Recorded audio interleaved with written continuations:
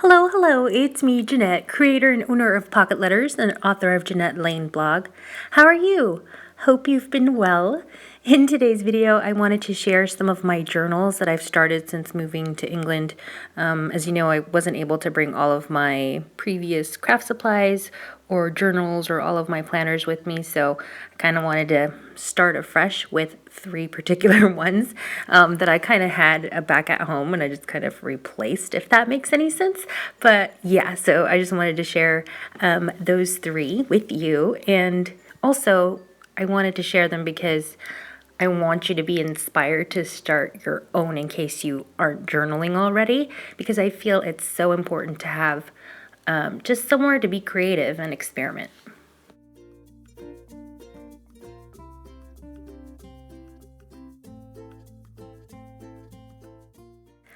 First and foremost, I just want to apologize for the glare coming in through the window, but anywho, let's talk about my first journal. This one I purchased at TJ Maxx right before I moved, and I want to say it was $3.99 or so. It was really inexpensive, and I wanted to use it specifically for documenting highlights from our time abroad, so like day trips, important events, that sort of thing.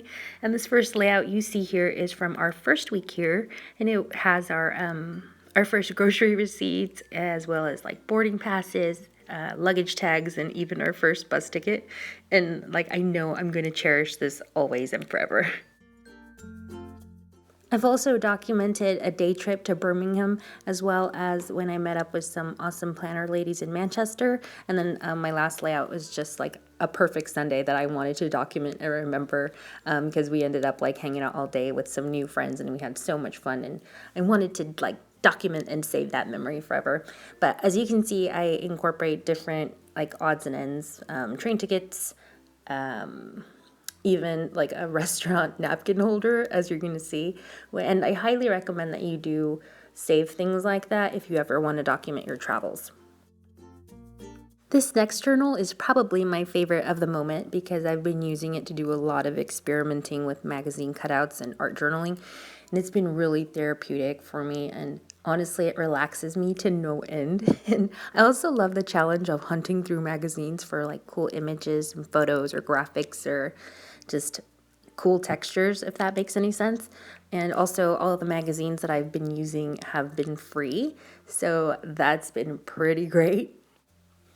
And also, I'm currently editing a video that will show you how to do a super simple journaling layout. So it's going to be like a magazine art journal tutorial. So stay tuned for that. And if you haven't subscribed already, don't forget to subscribe to my channel so you don't miss out on that video. Now, the thing that I love about these layouts is that you don't need a lot of supplies to make one. So I just use magazines, some washi tape, watercolors, and some sticker phrases by Tim Holtz. And I'll have a link to those sticker phrases below because you really need some in your life because they're amazing. If I had gesso or a gel medium, I would use that too to prime and seal my layouts. And I'm going to have to work that into my budget, and I really hope I can get some soon. Like I mentioned earlier, I'm working on a tutorial on how to do some of this journaling, and the tutorial that I'm working on is very similar to this particular layout, so don't forget to stay tuned for that. This last notebook is my everything journal. I do a little bit of everything in it, so I practice my hand lettering, drawing, just whatever strikes my fancy. And I bought this at a Paper Chase. I want to say it was $7.99 pounds. It wasn't too expensive, and I fell in love with it because of the clear cover and just the boxiness of it. Like, I don't know, it just hard eyes all around. So on this page, I was testing out how well it would hold watercolor, and it was pretty disappointing. It doesn't hold watercolor that well, but it's not terrible either because I colored this page with all watercolors and it turned out okay. And this is one of my favorite layouts in here. It's just made out of my favorite washi tapes, and I just layered them like crazy on top of each other, and it was so much fun to make. I highly recommend you try it. Now this layout makes me laugh a little because it's just a big hodgepodge of experimenting and drawing and doodling and painting and going a little crazy on paper. And I just think it's funny because I can't draw eyes, like I'm terrible at it, so I just prefer to draw my people with eyes closed. And this layout was really fun because it's a lot like my previous washi layout, but with some watercolor and topped with one of my favorite Bible verses from Micah 4:5.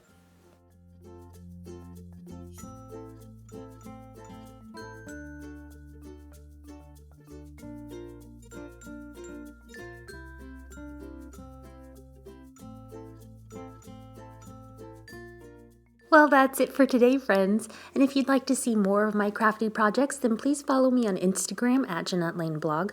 And also, in case you have heard of Pocket Letters but you have no idea where to start, then check out the official Pocket Letters website for your free starter checklist. And there's online workshops and other licensed Pocket Letter products. You can find all that at pocketletters.com. And as always, thank you so much for watching, and I'll see you all next time. Bye!